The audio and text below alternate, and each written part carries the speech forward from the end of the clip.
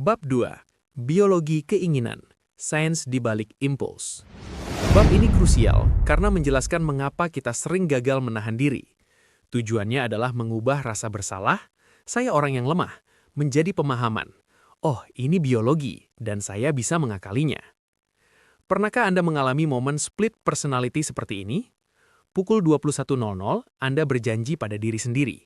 Besok pagi, saya akan bangun jam 5, lari pagi, lalu sarapan sehat. Anda merasa yakin, logis, dan penuh tekad. Namun, saat alarm berbunyi pukul 5.00 pagi, Anda yang lain mengambil alih. Suara di kepala Anda berkata, "Ngapain lari? Tempat tidur ini hangat. 5 menit lagi saja. Lari bisa besok." Siapa sebenarnya dua orang yang berdebat di dalam kepala Anda itu?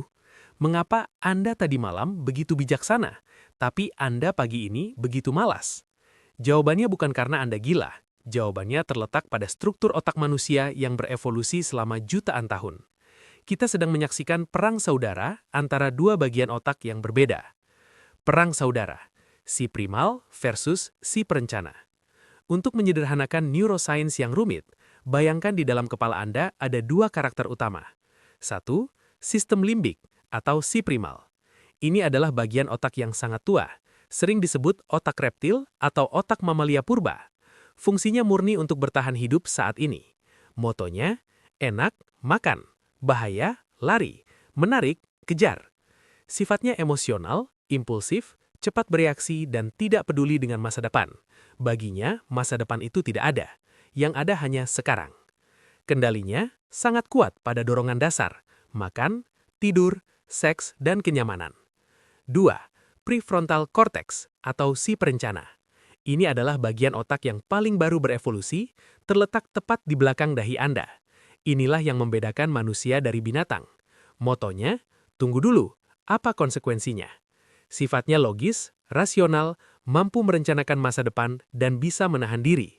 Kendalinya, ini adalah CEO di otak Anda yang mengingatkan untuk menabung, diet, dan bekerja keras. Masalahnya, si primal bekerja secepat kilat, otomatis, sementara si perencana bekerja lambat dan butuh banyak energi. Harus dipikirkan. Saat Anda lelah, stres, atau lapar, si perencana melemah. Itulah saatnya si primal mengambil kemudi. Itulah sebabnya diet Anda sering gagal di malam hari saat Anda lelah bekerja, bukan di pagi hari saat energi mental masih penuh. Hormon sang penggoda, dopamin. Jika sistem limbik adalah mesinnya, maka dopamin adalah bahan bakarnya. Banyak orang salah mengira dopamin sebagai molekul kesenangan. Sebenarnya, dopamin adalah molekul keinginan, desire. Ia tidak diproduksi saat Anda mendapatkan hadiah, tapi saat Anda mengantisipasi hadiah. Dopamin adalah zat kimia yang berteriak, "Lakukan itu, kamu akan merasa enak." Evolusi mendesain dopamin agar kita semangat berburu makan atau mencari pasangan. Tanpa dopamin, leluhur kita akan mati kelaparan karena malas bergerak. Tapi di dunia modern, sistem ini dibajak. Notifikasi HP merah nyala, dopamin melonjak.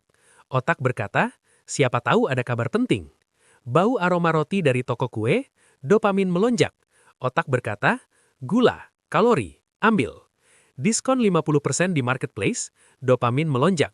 Otak berkata, kesempatan langka, beli.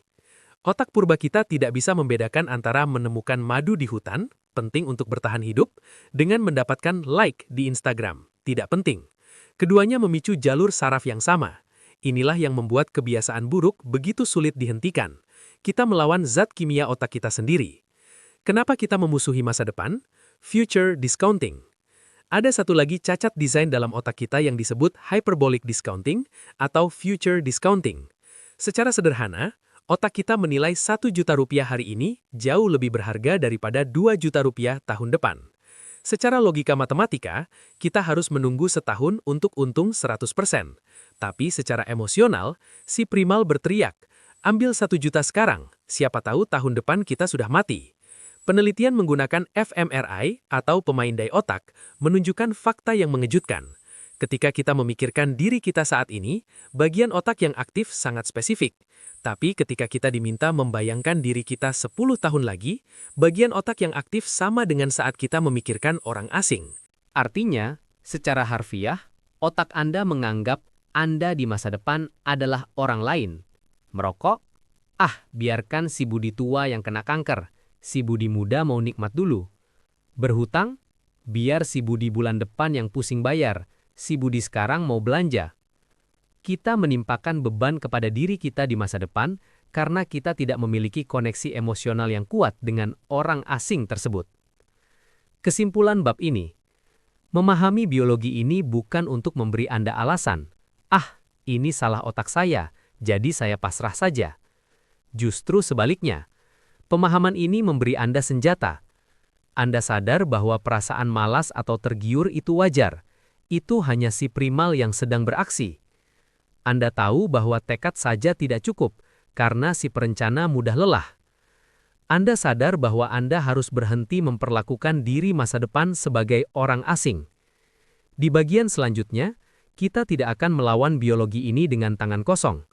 Kita akan belajar strategi cerdik untuk memperkuat si perencana dan menenangkan si primal. Kita akan belajar menghitung harga sebenarnya dari ketidaksabaran di bab 3. Tapi sebentar, fahami ini sebelum kita lanjut di bab 3. Deep Dive. Mitos dan realitas dopamin detox. Di dunia pengembangan diri, istilah dopamin detox dopamin, sedang naik daun. Namun mari kita luruskan satu hal secara medis. Anda tidak bisa dan tidak boleh membuang dopamin dari otak Anda. Tanpa dopamin, otot Anda tidak akan bergerak, jantung Anda bermasalah, dan Anda akan mengalami kondisi katatonik, kaku. Dopamin adalah zat alami yang penting. Jadi, apa sebenarnya yang dimaksud dengan dopamin detox? Ini sebenarnya adalah detoks stimulasi. Tujuannya bukan membuang dopamin, tapi meriset sensitivitas reseptor otak Anda. Analogi, lidah pecinta sambal. Bayangkan seseorang yang setiap hari makan ayam geprek dengan 50 cabai. Lidahnya sudah kebas. Jika Anda memberinya sup ayam yang lezat, namun tanpa cabai, dia akan berkata, "Hambar, tidak ada rasanya." Apakah sup itu benar-benar hambar? Tidak. Masalahnya bukan pada supnya, tapi pada lidah orang itu yang standar kepedasannya sudah terlalu tinggi. Begitulah kondisi otak kita di era digital. Ayam geprek 50 cabai sama dengan video TikTok, game online, pornografi, judi slot, junk food, stimulasi super tinggi. Sup ayam sehat sama dengan membaca buku, menulis laporan, berobrol dengan pasangan, berjalan kaki. Stimulasi rendah atau normal. Karena kita terus-menerus mengkonsumsi konten pedas, stimulasi tinggi, hal-hal normal dan bermanfaat jadi terasa sangat membosankan. Kita kehilangan kemampuan untuk menikmati hal-hal sederhana. Mekanisme toleransi atau down regulation.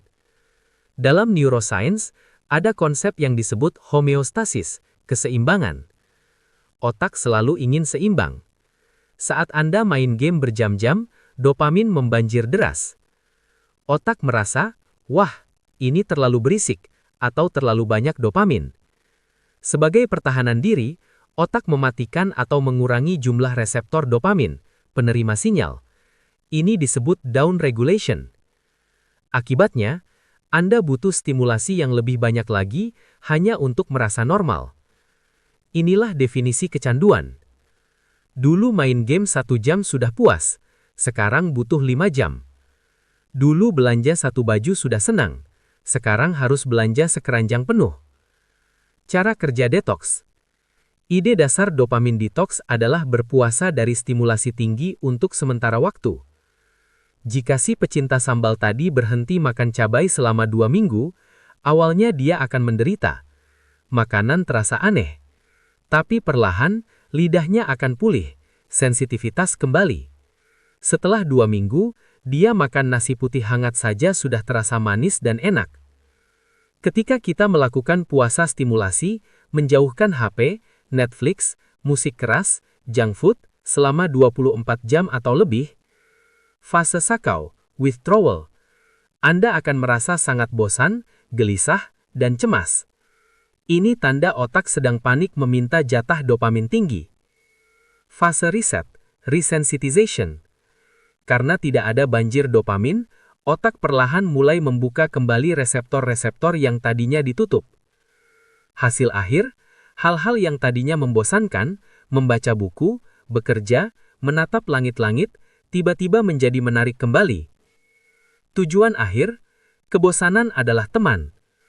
Dopamin detox mengajarkan kita untuk kembali berteman dengan rasa bosan. Ingatlah rumus ini.